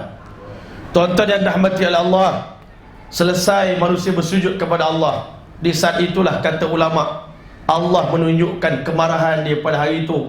Allah begitu serius di padang mahsyar. Allah Ta'ala begitu serius. Allah Ta'ala beritahu pada hamba-hamba dia, wahai hambaku, telah banyak aku tengok kamu buat macam-macam dosa, macam-macam kerana, tak pernah aku tegur kamu di dunia dulu. Aku dengar kamu cakap macam-macam, aku tak pernah suruh kamu diam. Tetapi pada hari ini semua kena diam, berhenti bercakap, tak diizinkan. La yatakallamun, mereka tak akan bercakap, illa man adina lahur rahman, melainkan orang yang diizinkan oleh Allah Subhanahu wa taala. Nak bagi syafaat pada orang lain pun, man dzalladzi yashfa'u 'indahu illa biiznih, dengan izin Allah baru boleh bagi syafaat. Wa khashatil aswat lirrahman, tiba-tiba semua suara menjadi tunduk di hadapan Tuhan Ar-Rahman. Fala tasma'u illa hamsa, tak dengar apa-apa suara melainkan bisikan-bisikan saja, bisik sikit-sikit kecil-kecil. Ataupun hamsa itu maknanya bunyi tapak kaki manusia, itu saja bunyi yang kedengaran di padang mahsyar. Tetapi tuan-tuan, 300 tahun Allah biarkan manusia ni belum bercakap lagi tuan-tuan.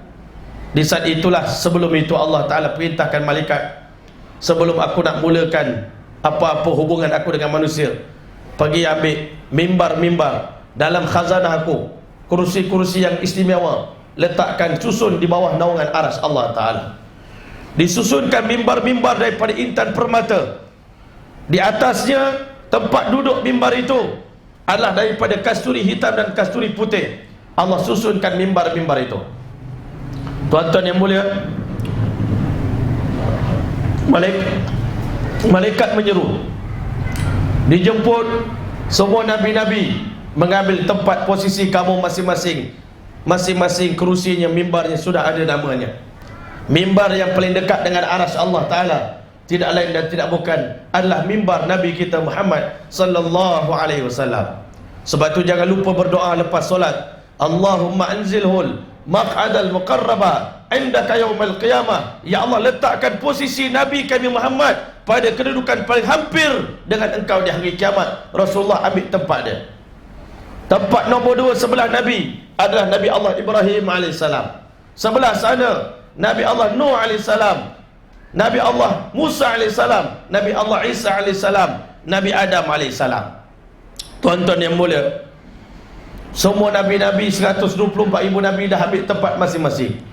Diumumkan sekali lagi, dijemput semua syuhada, orang yang mati syahid di jalan Allah Subhanahu Wa Taala, ambil tempat kamu di belakang kerusi para Nabi. Semua syuhada bangun dengan penuh kemuliaan. Semua orang tengok, ya Allah, bertuahnya orang mati syahid. Ainal a'immah, di manakah imam-imam, pemimpin-pemimpin, alim ulama yang memimpin manusia ini? Bangun, ambil tempat kamu di belakang orang mati syahid. Semua ulama-ulama, imam-imam, Imam Syafi'i, Imam Bukhari, Imam Hanafi, semua ambil tempat di belakang orang mati syahid. Berita gembira buat para muazzin. Malaikat kata, ainal muazzinun, di manakah para muazzin yang melaungkan azan di dunia ini? Nabi kata, mereka nanti afdalun nasi a'naqan yaumil qiyamah, leher paling panjang, Allah panjangkan leher mereka. Daripada jauh orang kenal ini sek-sek muazzin ini. Ambil tempat di belakang para imam. Di manakah para hafiz Al-Quran? Bangun, ambil tempat kamu di sebelah malaikat kiramin bararah. Tuan-tuan yang mulia, Allah jemput pula 7 golongan. Sab'atun yuzilluhumullah fi zillihi yauma la zilla illa zilluh. 7 golongan akan dapat peluang duduk di bawah teduhan aras Allah Ta'ala. Pada hari itu tidak ada bayang, tidak ada teduhan, satu teduhan saja. Hari ini tuan-tuan, kita rasa seronok bebas nak buat dosa sebab kita ingat banyak payung boleh kita nak berteduh di hari kiamat nanti. Tak ada pokok, tak ada bangunan, tidak ada teduhan, tidak ada kemah, direct dengan matahari 50,000 tahun. Kita ni pergi menjala di sungai tuan-tuan. Saya masuk hutan 2 hari, balik hitam kan, pakai baju kesan dia. Bawa motor pergi Thailand, balik lengan kita berkesan. Sebab apa? Kena panas, baru sehari kena panas, dah hitam. Kalau 50,000 tahun kena matahari, tak hitam kita tuan-tuan, dengan peluh, dengan najis, dengan tahi. Tuan-tuan, kalau boleh nak cepat keluar daripada tempat yang paling teruk ni. Tapi orang yang dapat duduk di bawah naungan arsy Allah Ta'ala, semua orang kata ini golongan yang paling bertuah. Pemimpin yang adil, ambil tempat kamu. Anak muda yang korbankan zaman remaja dia, nak seronok-seronok, tinggalkan keseronokan, taat kepada Allah, duduk di tahfiz Al-Quran, mengaji, menghafal Quran, Allah muliakan mereka. Ambil tempat kamu. Lelaki yang mana hubungan dengan masjid, rajulun qalbuhu mu'allaqun bil masajid, laki-laki yang hatinya sentiasa dekat dengan masjid, rindu dengan masjid, memakmurkan masjid. Mudah-mudahan kita semua termasuk golongan yang ini tuan-tuan. Yang keempat, Nabi kata golongan yang bersedekah, tangan kanan, tangan kiri tak tahu. Macam mana tak tahu? Seluk poket bagi, seluk poket bagi, seluk poket bagi. Tapi ada masa kena tengok juga, takut terbagi kertas pada orang tuan-tuan. Kan? Zaman sekarang ni kertas. Dalam zaman dulu tak apa, emas dengan perak ni dalam poket berketul-ketul. Ni tengok dulu okey apa bagi. Tapi selalunya kita nak bersedekah, kita tengok note. Kalau purple itu jarang sangat bagi tuan-tuan. Yang purple tu tabung masjid jarang masuk. Kan? Kata yang purple dengan yang biru dia bersebar. Kan? Apa pasal kau ni comot sangat kata duit warna purple pada duit warna biru? Yalah aku ni masya-Allah benda murah banyak beredar-edar di poket-poket manusia. Purple ni dia cantik sikit. Sebab apa? Digunakan di poket orang-orang kaya. Tapi kata not warna biru pada yang purple, walaupun kau ni dalam poket orang kaya, tapi aku yang paling banyak masuk dalam tabung masjid. Kan? Nak beritahu pada kita ni, orang Melayu kita ni bersedekah, kalau untuk masjid RM1 je bagi tuan-tuan. Kan? Kalau untuk benda lain, ribu-ribu pun tak ada masalah. Buat garage kereta pun sampai. Saya pernah jumpa satu orang kawan, dia buat tembok rumah dia pun dah berapa juta dah tuan-tuan. Tembok rumah sih berapa juta. Kan? Tapi dia bagi masjid banyak juga lah. Kan? Tapi maknanya cerita tuan-tuan, laki-laki yang bersedekah tak kira, keluar duit belanja macam Rasulullah SAW. Nabi ni kerana Rasulullah SAW ajwadun nas, Nabi ni paling pemurah manusia. Nak jadi pemurah bukan mesti kaya tuan-tuan. Yang penting hati kita istimewa. Orang yang ada hati istimewa saja boleh menyumbang tuan-tuan. Kalau tidak kaya macam mana pun payah nak tengok tuan-tuan. Bukan kira orang kaya, dalam agama ni orang yang punya hati yang istimewa tuan-tuan, dia pasti banyak infak. Tuan-tuan, yang kelima, laki-laki yang berkasih sayang di dunia ni semata-mata kerana Allah, berjumpa kerana Allah, berpisah kerana Allah. Ini payah nak dapat di akhir zaman ni tuan-tuan. Hari ni akhir zaman berkawan semua kerana kepentingan. Lebih-lebih lagi dalam politik. Politik ni dia punya falsafah dia, tidak ada teman yang abadi dan tidak ada musuh yang abadi dalam politik. Yang ada hanyalah kepentingan yang abadi. Hari ini boleh berkawan, esok boleh jadi musuh, lepas tu boleh jadi kawan balik.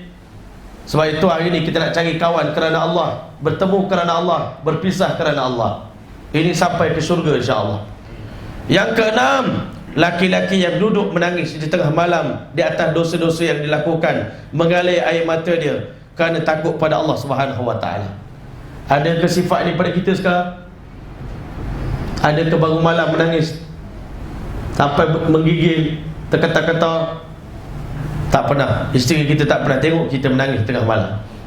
Ini payah nak dapat akhir zaman ni tuan-tuan. Dan yang terakhir sekali, golongan akan dapat duduk di bawah naungan arsy Allah Ta'ala, laki-laki yang diajak berzina oleh wanita yang cantik, yang kaya. Dia tolak perzinahan itu, mengatakan inni akhafullah, aku takut pada Allah Ta'ala. Ini jarang berlaku lah. Kita ni tak handsome kan, mana ada orang nak ajak kita buat benda-benda pun. Jadi tak apa, selamat, alhamdulillah, syukur pada Allah Ta'ala. Bujur kita tak handsome. Kalau handsome bahaya tuan-tuan. Jadi tuan-tuan nak macam Allah, seluruh golongan dah duduk di bawah naungan aras, lega alhamdulillah. Walaupun belum masuk syurga, tapi duduk bawah aircon ni macam stadium yang VIP tuan-tuan, ada atap. Orang lain tak ada atap ni tuan-tuan, kena hujan, kena panas, nak tengok bola 2 jam. Tuan-tuan, ini duduk di bawah naungan arsy Allah Ta'ala. Masya Allah, wajah mereka tenang. Allah bagi pakaian, semua dapat pakaian, pakaian kemuliaan. Bagi ibu bapa yang menghantar anak dia kan, belajar menghafal Quran, Allah bagi pakaian kemuliaan, mahkota yang dianyam dengan nur, dengan cahaya tuan-tuan. Mak ayah tanya, kenapa kami dapat pakaian ini? Disebabkan bacaan Quran daripada anakmu, wahai si fulan. Allahu Akbar. Bertuahnya tuan-tuan, ibu bapa yang menghantar anaknya menghafal Quran. Ini kita anak hantar tahfiz. Engkau hantar anak, engkau belajar tahfiz, apa masa depan dia orang? Kan? Macam mana dia orang nanti dah besar nak kerja? Oh, kita hari ni fikir anak yang ambil SPM tu je terjamin masa depan dia. Yang hafiz ni mati ke bolo lah kita kata. Sedangkan anak yang menghafal Quran ini, di dunia lagi Allah muliakan mereka lebih-lebih lagi di alam akhirat. Orang beriman kena yakin tuan-tuan. Orang tak beriman je tak yakin. Jadi tuan-tuan, diringkaskan cerita, akhirnya orang yang tak dapat duduk di bawah naungan aras ini dah menggelupur, dah lapar dan dahaga, tak tahan dah. Nabi kata waktu itu orang kafir ni, dia punya kering tekak dia kan, tak dapat air ni, dahaganya, sampai bunyi suara dia. Dalam hadis ditulis ghain hidup jumpa ghain mati. Cuba tuan-tuan bunyikan ghain hidup jumpa ghain mati. Belajar Iqra tuan-tuan.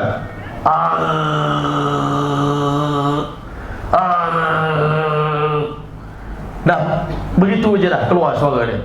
Dah kering sangat, minta tolong pada Allah. Allah Ta'ala pada hari itu la yukallimuhumullah wa la yanzuru ilaihim yaumal qiyamah. Allah Ta'ala cakap dengan dia orang, Allah Ta'ala tak nak pandang wajah dia orang tuan-tuan di hari kiamat. Sedih tuan-tuan.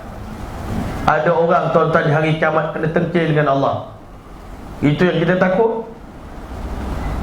Kalau Allah tengkil kita di hari kiamat, tuan-tuan, Allah Ta'ala tak nak pandang kita. Allah Ta'ala tak nak bercakap dengan kita. Ikhsa'u fiha wa la tukallimun. Berambus kamu, aku tak nak bercakap dengan kamu.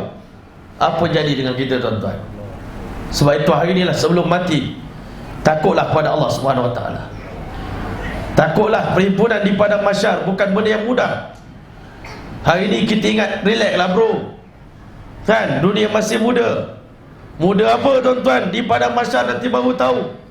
Susahnya kita tuan-tuan. Akhirnya orang kafir ni dah tak tahan, orang pendosa-pendosa. Ayuh kita cari pada hari ni siapa boleh tolong kita, siapa boleh tolong bagi syafaat yang dipanggil syafaatul uzma, syafaat yang terbesar. Minta apa syafaat itu? Ya Allah, bila nak mulakan hisab? Nak cakap tu je pada Allah Ta'ala. Tapi semua tak berani nak cakap, semua pakat takut. Macam ulama katalah, tikus ni dia buat mesyuarat macam mana nak letakkan kalung di leher kucing, supaya nanti bila kucing datang, kita dengar bunyi loceng tu, kita semua selamat. Semua bagi syur bagus, cadangan. Tapi kata tikus, siapa yang nak pergi kalungkan leher kucing tu dengan loceng tu? Itu yang susah nak cakap ni. Itu yang susah. Sekarang ni memanglah kita kena cakap Allah mulakan hisab sekarang. Tapi siapa yang nak pergi jumpa Allah? Siapa yang berani dengan keadaan Allah tengah marah macam ni? Tuan-tuan yang mulia, akhirnya dia orang kata pada pandangan kita, Nabi Adam lah paling dekat dengan Allah, sebab dia paling mulia. Allah ciptakan dia dengan kuasa Allah Ta'ala. Allah suruh malaikat sujud pada dia. Dan Nabi Adam pernah duduk di syurga satu masa dulu. Jumpa Nabi Adam, wahai Adam, tolonglah syafaatkan untuk kami. Minta Allah mulakan hisab sekarang. Nabi Adam angkat tangan, lastulaha, aku tak layak jumpa Allah pada hari ini. Terkejut anak cucu semua. Atukkan seorang Nabi kekasih Allah, kenapa tak layak jumpa dengan Allah? Aku pernah melanggar perintah Allah dalam syurga dulu. Aku makan buah khuldi. Kerana itu pada hari ini aku tak berani menghadap Allah Subhanahu Wa Ta'ala.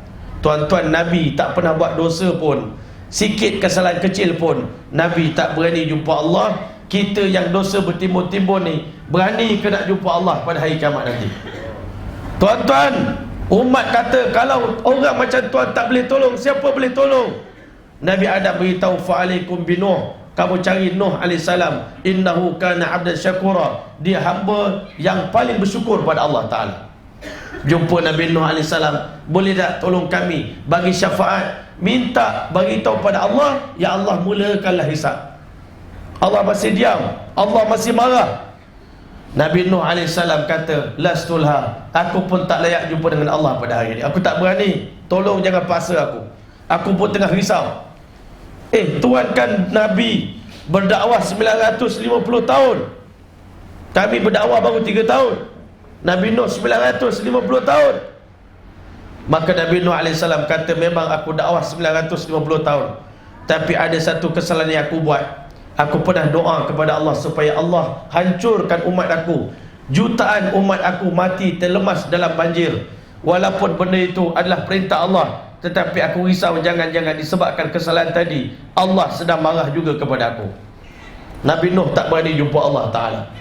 Habis itu, wahai Nuh, siapakah boleh jumpa Allah pada hari ini? Ceritakan kepada kami. Kami dah tak larat dah ni, kami dah tak daya dah duduk di padang mahsyar.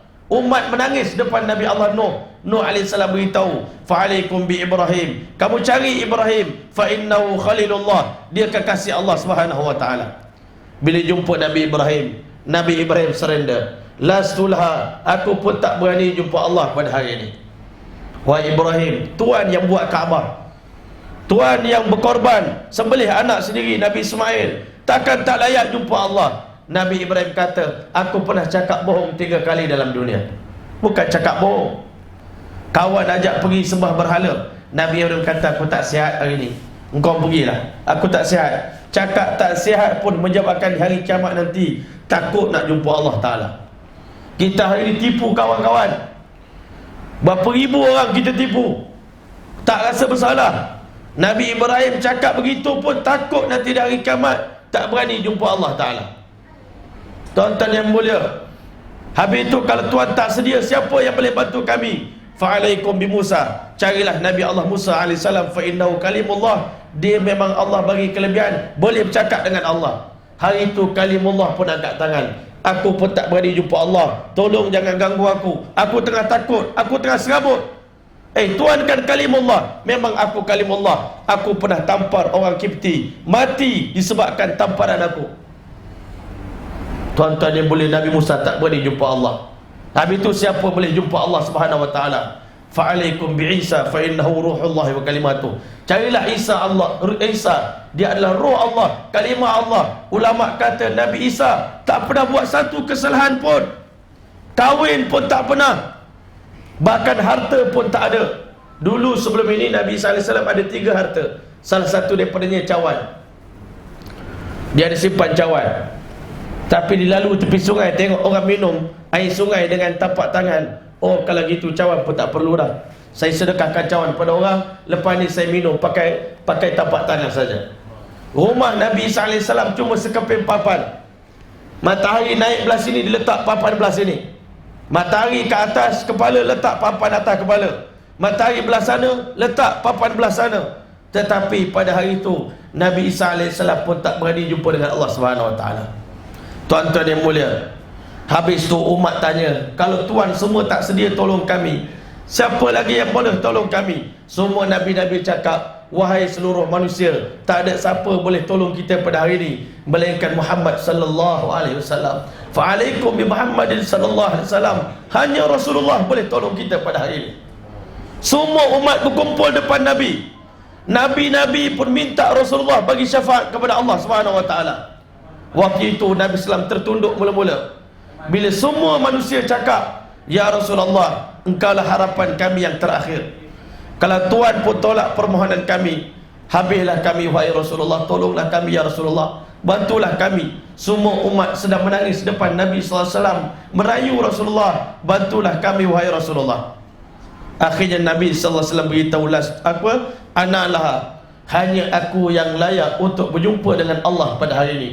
Sebab semua Nabi-Nabi dah gunakan doa yang paling mustajab, berdoa kepada Allah sampai Allah azab umat mereka, sedangkan aku simpan doa paling mustajab itu untuk aku bagi syafaat kepada umat aku nanti di hari kiamat. Sebab itu tuan-tuan, jangan pernah lupa berselawat pada Nabi SAW. Kerana sungguhnya kata Nabi, inna awlan nas bi syafaati yaumil qiyamah aktsaruhum alayya salatan. Umat aku yang paling awal mendapat syafaat daripada aku nanti di hari kiamat adalah umat yang paling banyak berselawat kepada aku di dunia ini. Selawatlah pada Nabi sebanyak-banyaknya tuan-tuan. Mudah-mudahan kita dekat dengan Rasulullah di hari kiamat nanti. Nabi kenal wajah kita. Hari-hari kita hantar selawat, malaikat beritahu, ini selawat daripada Ayoy, ini selawat daripada Ijek, ini selawat daripada ini Pokri kita, ini selawat daripada Tuan Imam, ini selawat daripada pengurusi. Tuan-tuan, disebut nama kita. Hari-hari Nabi dengar nama itu. Aku familiar nama ini, sekarang baru jumpa dengan orangnya, Masya Allah. Tuan-tuan, Nabi SAW terus bangun. Bila Nabi tengok manusia meletakkan harapan yang besar pada Rasulullah, Nabi berjalan dengan penuh rasa sahdu tuan-tuan hati Nabi SAW. Ya Allah, besarnya tanggungjawab yang diberikan ke atas aku. Nabi berjalan di tengah-tengah manusia. Sampai di Maqam Mahmud, Nabi bersujud. Langsung Nabi memuji Allah Ta'ala.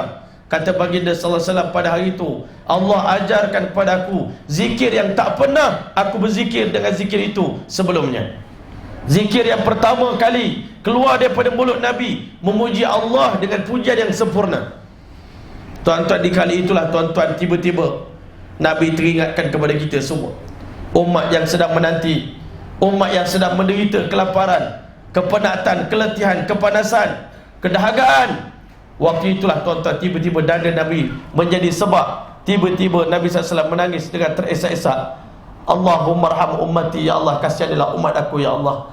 Allahumma arham ummati, Allahumma arham ummati, ya Allah, kasihanilah umat aku, ya Allah. Umat aku, ya Allah. Umat aku, ya Allah.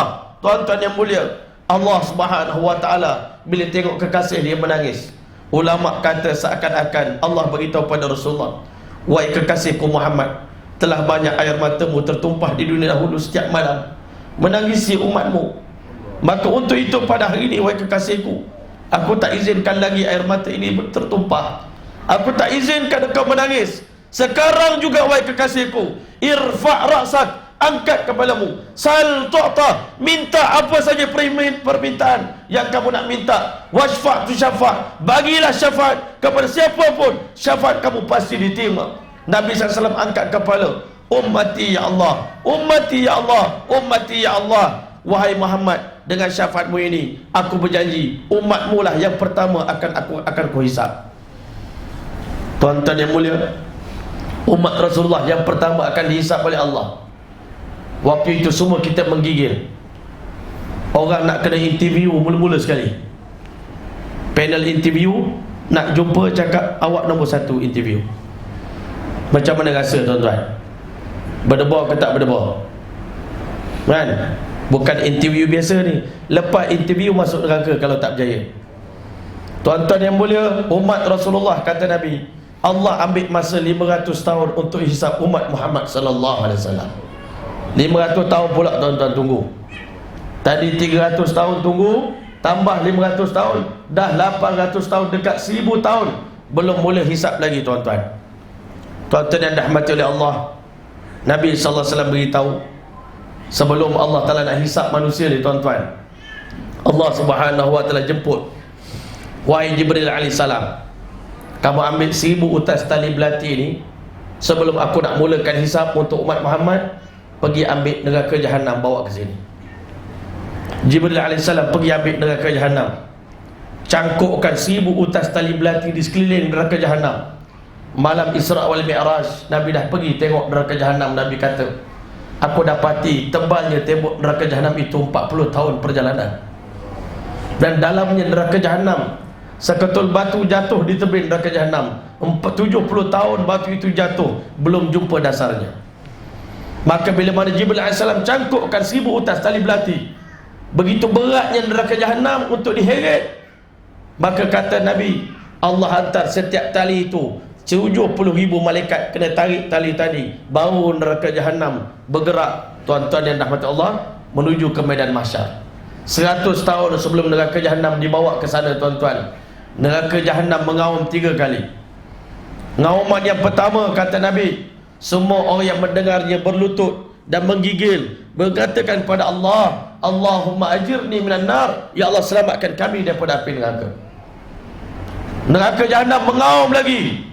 Neraka Jahannam ni lebih garang daripada singa yang garang, menakutkan suara dia tuan-tuan. Semua orang dengar berlutut. Ngauman yang kedua, kata Nabi, semua malaikat dan para Nabi pun berlutut, Allahumma ajirni minan nar, ya Allah, selamatkan kami daripada api neraka. Tuan-tuan, kali ketiga neraka Jahannam mengaum. Nabi kata, balaghatil qulubul hanajir, jantung manusia dah naik sampai ke kerongkong, isi perut semua dah naik tuan-tuan, terlalu takutnya dengan neraka. Sebab itu Nabi kata, jangan lupa minta perlindungan daripada neraka ni 7 kali lepas solat maghrib, Allahumma ajirni minan nar. 7 kali lepas subuh, Allahumma ajirni minan nar. Pasti Allah selamatkan dia daripada api neraka. Boleh amalkan insya-Allah. Orang Melayu ni dia amal juga, tapi separuh. 3 kali je buat. Lepas sembahyang nak cepat wirid, 3 kali, Allahumma ajirni minan nar, Allahumma ajirni minan nar, Allahumma ajirni minan nar, Allahumma antas salam. Neraka ada 7 tingkat tuan-tuan, neraka ada 7 neraka. Kita baru baca 3 je, Allahumma ajirni minan nar, Allahumma ajirni minan nar, Allahumma ajirni minan nar. Ada 4 lagi neraka tuan-tuan. 4 neraka lagi tak habis lagi. neraka Jahannam, neraka Saqar, neraka Lazar, neraka Hawiyah, neraka Hutamah. Sebab tu kena 7 neraka. Pintu neraka tu ditutup tuan-tuan dengan doa yang kita bacakan. Boleh baca insya-Allah. Sampai neraka tadi lokasi yang ditetapkan, betul-betul depan mahkamah Allah Ta'ala. Siapa gagal jawab, langsung dilemparkan ke dalam api neraka. Sebab itu tuan-tuan, Allah beritahu, engkau ingat aku hantar kamu ke dunia dulu main-main ke? Kan? Kita sekarang ni ingat kita datang ke dunia ni main-main. Afahasibtum annama khalaqnakum abatha. Kalian sangka aku ciptakan kamu di dunia dulu untuk main-main? Wa annakum ilayna la turja'un, kamu tak akan dijemput balik. Allah tanya kepada kita semua, qala kam labistum fil ardi adad sinin. Berapa lama sangat kamu hidup di dunia sampai kamu gagal taat kepada aku pada hari ini? Lama sangat kau hidup sampai penuh dengan dosa, tak ada pahala pun dalam buku. Waktu itu manusia jawab, qalu labithna yauman aw ba'da yaum. Ya Allah, rupa-rupanya kami cuma datang ke dunia 1 hari atau setengah hari saja, wahai Allah. Allah kata sehari pun tak boleh taat ya. Setengah hari pun tak boleh taat kepada aku ya. Susah sangat ke? 1 hari taat kepada Allah, aku bagi kamu syurga selama-lamanya. Tapi kalau 1 hari durhaka pada Allah, neraka selama-lamanya. Mana yang kamu nak? Tuan-tuan, waktu itu baru kita faham, rupanya kita telah banyak merugikan diri kita sendiri. Hari itu baru ramai manusia faham, rupanya kami ingat kiamat ni main-main. Rupanya benar, tuan-tuan yang mulia, tetapi dah terlambat. Maka Allah SWT beritahu, sebelum aku nak hisap umat akhir zaman, Allah panggil binatang-binatang dulu. Semua binatang dihidupkan oleh Allah. Mana binatang yang pernah menyiksa kawan-kawan dia, semuanya akan diambil tindakan qisas oleh Allah Ta'ala. Yang tak ada tanduk, Allah bagi tanduk, ditanduk kawan yang pernah tanduk dia di dunia. Yang tak ada taring, dia boleh gigit kawan yang pernah gigit dia di dunia. Yang pernah bunuh kawan dia, binatang sama binatang, semuanya diambil qisas oleh Allah Ta'ala. Selepas semua binatang dah selesai masalah mereka, pertikaian antara mereka, Allah beritahu, kunu turaba, kamu semua jadi debu. Waktu itulah orang kafir beritahu, yaqulul kafiru ya laitani kuntu turaba, alangkah bertuah kalau kami di dunia dahulu jadi debu pun tak apa, wahai Allah. Baru kita faham. Kita tak pernah cakap perkataan ini di mulut kita.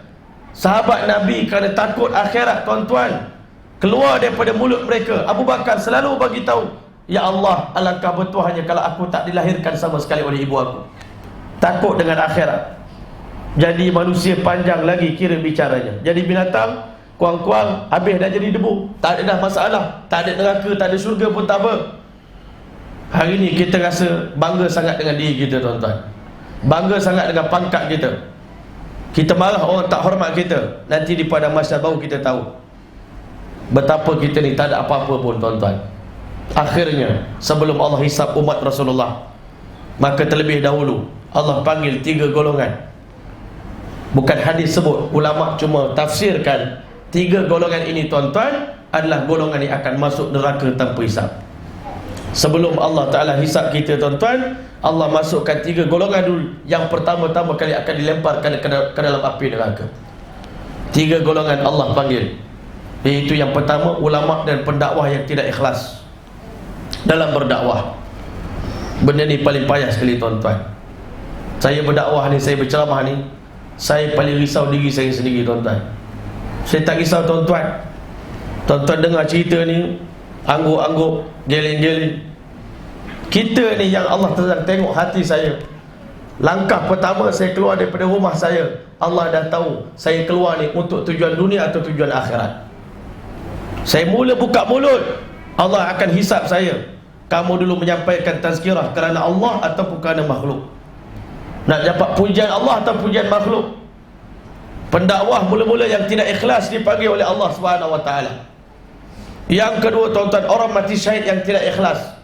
Yang ketiga, penderma, orang kaya-kaya yang banyak bagi sumbangan di dunia, yang tidak ikhlas dipanggil oleh Allah SWT. 3 golongan ini Allah tanya mereka, apa yang kau buat dengan nikmat yang aku bagi kepada kamu? Ulama bagi laporan, ini kerja kami buat. Orang mati syahid cerita kepada Allah, ini kerja kami buat. Penderma cerita kepada Allah, ini sumbangan-sumbangan yang kami bagi. dan kami buat, kata mereka, semata-mata kerana Allah. Allah sudah beritahu, kazabtum, kamu semua berbohong. Kamu bagi sumbangan, kamu berdakwah, kamu mati syahid supaya dipuji oleh orang. Ini orang semua kata fisabilillah, fisabilillah. Betul ke?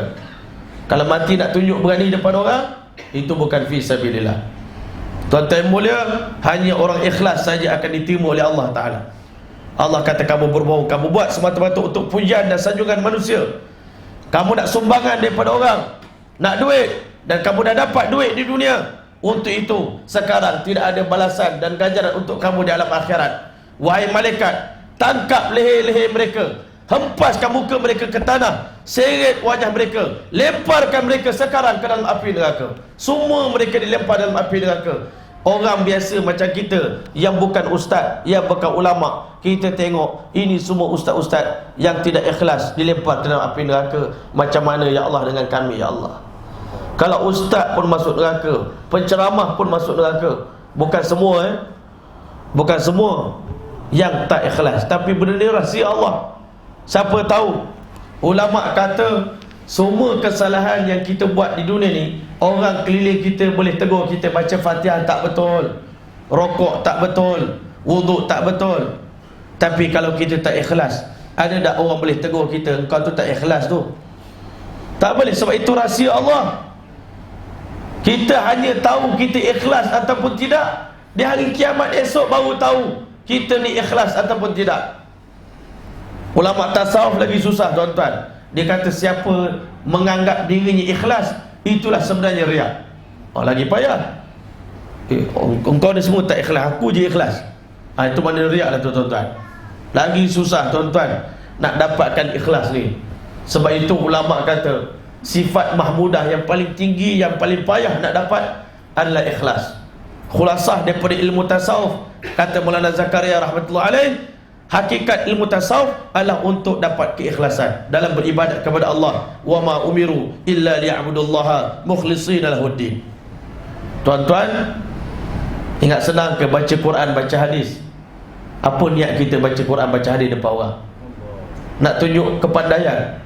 Oh, ustaz tu hebat lah, Quran dan hadis di mulut-mulut dia, hafal tahu ayat berapa, tempat mana, muka surat berapa. Allah tanya, itu cakap tu untuk apa? Jangan main-main tu tak. Muka surat berapa, ayat nombor berapa, hadis nombor berapa, kitab apa, belah mana, semua boleh cerita. Betul. Kalau buat kerana Allah, alhamdulillah. Tapi kalau kerana sikit je di hati kita nak tunjuk pada orang, habis. Tak ada sebesar zarah pun pahala di sisi Allah Ta'ala. Jangan ingat buat pahala ni senang. Kita ni mengurus masjid, orang bagi anugerah kat kita, reward dekat kita. Betul reward. Tapi hati kita macam mana? Itu kita kena hati-hati tuan-tuan. Buat kerja dakwah, ini kita pasang-pasang ni video-video ni, tunjuk kat orang tu kan. Kalau betul-betul kerana dakwah, insya-Allah. Tapi kalau kerana nak tunjuk pada orang, kita ni buat ni, kita baik, kita orang soleh kan, tuan-tuan yang mulia, waliyazbillah. Sangat halus permainan syaitan tuan-tuan. Sikit je diubah hati kita.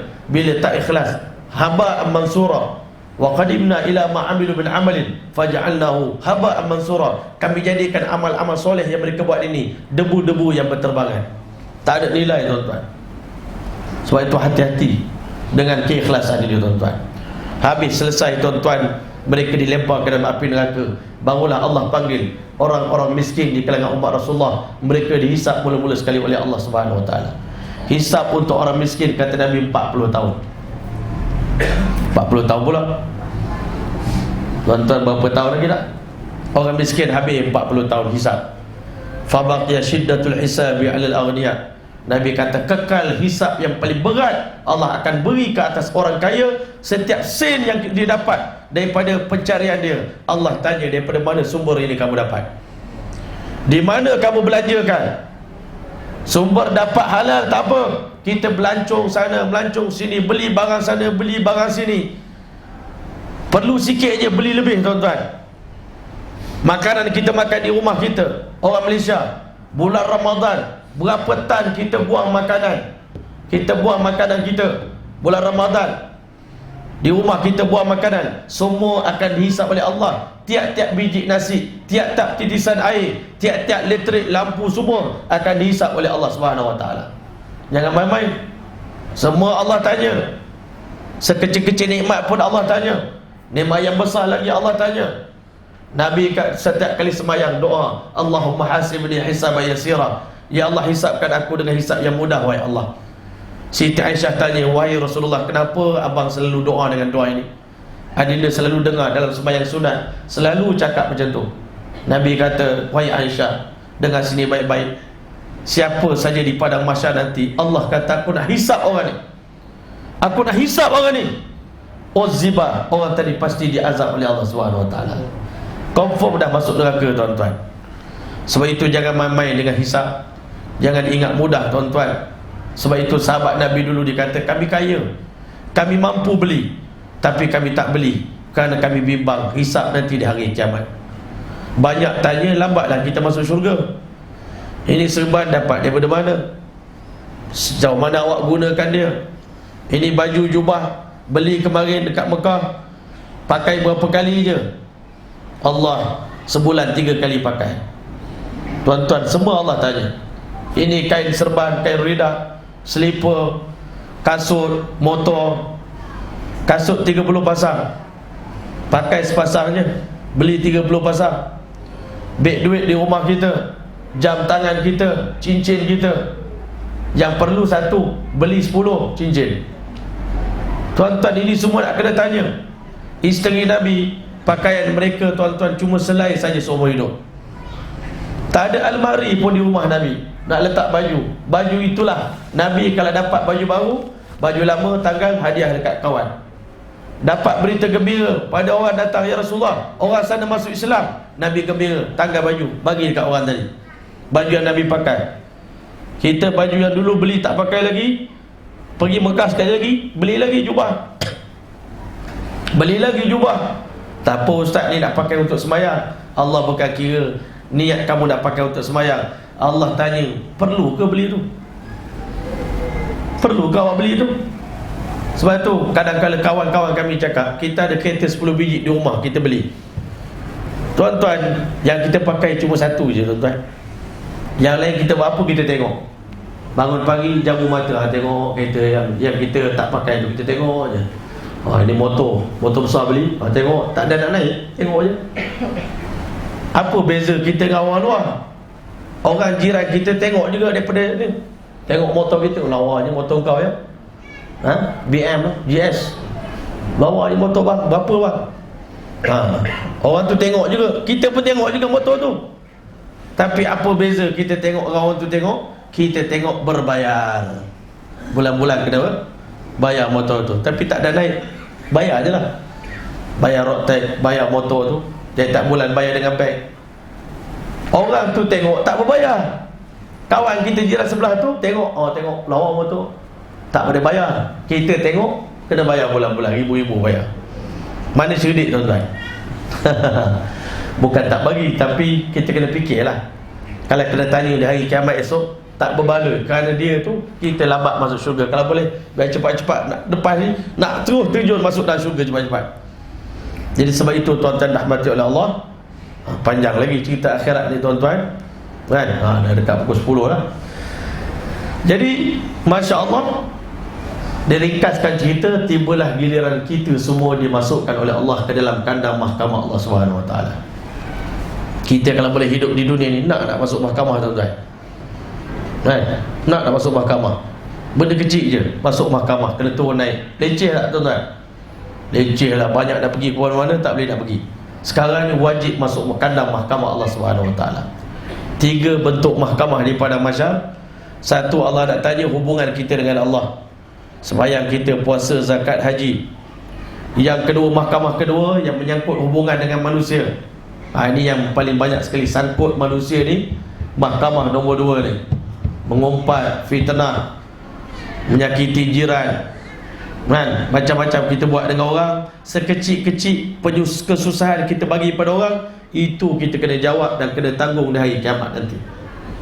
Yang ketiga, Allah Ta'ala akan tengok hubungan kita dengan binatang-binatang. Hari ini kita ingat Bila sebut tikus, lalat, nyamuk, semut, kita bakar je lah. Kita ambil reset, sembuh, habis cerita. Sebab dia orang tu tak ada harga. Tuan-tuan jangan main-main. Seekor semut pun dia ada hak untuk tuntut kita nanti di hari kiamat.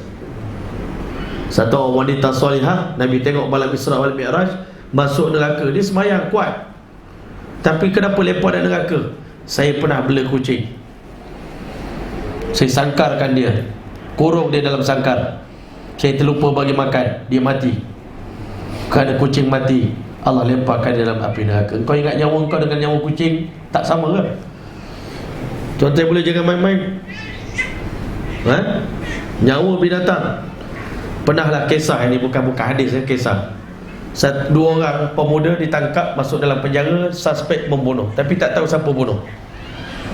Yang seorang tu malam tu dia memang pembunuh, tapi sebelum nak kena pancung, esok nak kena gantung. Ya Allah, aku membunuh orang, ya Allah ampunkan aku, ampunkan aku, ampunkan aku. Sampai pagi dia menangis. Hak seorang tu, ya Allah tunjukkanlah keadilanmu, ya Allah aku tak bersalah. Sampai pagi minta keadilan. Tiba-tiba pagi besok hakim putus, yang bunuh tu lepas, yang minta keadilan tu kena gantung. Satu orang soleh tengok dalam mimpi, kenapa engkau kena gantung? Aku minta keadilan pada Allah, aku silap doa.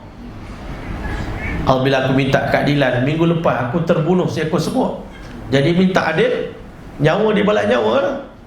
Allah Ta'ala ambil, ikut adil. Minggu lepas kau bunuh semut, ini minggu ni engkau pula kena bunuh. Tuan-tuan jangan main-main. Ingat kecil ke semut, lalat. Kita hari ni orang Melayu, Masya Allah, marah ke lalat, ketuk pom. Kedai-kedai makan gantung pula benda tu tuan-tuan. Elektrik lekat, mati dia. Tuan-tuan, bolehlah buat, tapi berpada-pada, jangan main-main. Benda tu pun ada hak, dan benda tu pun ada soal bicara di hari kiamat. Maka tuan-tuan dah macam Allah.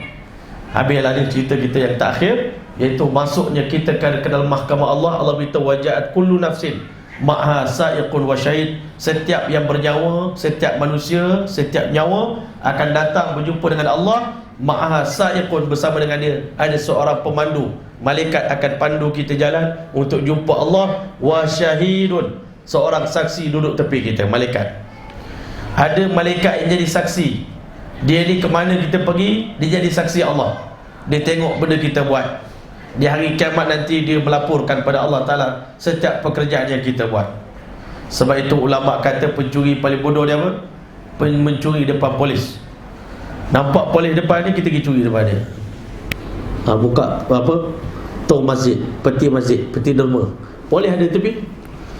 Kita hari ni begitu juga, macam pencuri bodoh lah. Kita dah tahu Allah tengok kita depan mata kita, tengok kita buat dosa depan Allah. Ya Allah, enjoy buat dosa. Memang cari penyakit lah tuan-tuan.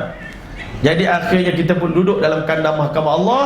Allah layarkan 99 buah buku catatan amal yang mencatat amal kita. Allah suruh kita baca buku itu, dan selepas itu bermulalah hisap ke atas diri kita tuan-tuan. Sebelum Allah hisap, Allah suruh baca buku. Habis baca, Allah minta anggota badan kita dulu bagi laporan. Cerita, tangan cerita apa yang kamu buat seumur hidup. Mata bagi laporan apa yang kamu tengok seumur hidup. Telinga, apa yang kamu dengar. Hati, apa yang kamu fikir, yang kamu lintas. Otak, apa yang kamu fikirkan seumur hidup kamu. Semua dikeluar. Wa husila ma fis sudur, dibongkar rahsia hati kamu. Dan anggota paling awal bercakap, kata Nabi, adalah peha kita sebelah kiri. Dia bercakap dengan Allah. Kemaluan kita bagi laporan pada Allah apa yang dia buat. Kaki kita melaporkan pada Allah apa yang dia buat. Semua anggota bagi laporan. Akhirnya kita pula cakap dengan kulit kita, kenapa engkau pergi cakap? Kenapa engkau pergi cakap ke Allah aku buat dosa tu? Diamlah patutnya, engkau belalah aku. Allah kunci mulut dia. Tangan dia bercakap. Allah yang bagi kami lidah, kami bercakap. Allah boleh buat segala sesuatu, boleh bercakap. Maka pada hari ini kami laporkan kepada Allah semua benda yang kamu buat. Tapi lebih memalukan tuan-tuan, yang tengok dosa-dosa kita buat itu, seluruh makhluk akan tengok kita punya dosa tuan-tuan, yang kita sembunyikan di dunia ni. Mak ayah kita pun tengok. Paling malu sekali Rasulullah SAW pun tengok dosa kita buat. Nabi sendiri tengok dosa-dosa kita buat, mana kita nak sorok muka kita depan Nabi sallallahu alaihi wasallam. Sebab itu hari ini jangan ingat main-main. Dosa yang kita buat tak ada orang tahu. Sebenarnya itu tipu daya syaitan. Kita buat dosa dalam satu bilik, seluruh bilik itu jadi CCTV Allah Ta'ala nanti di hari kiamat. Sebab itu tuan-tuan, hari ini bukan senang ya. Nak dapat masuk syurga bukan senang, sangat-sangat susah.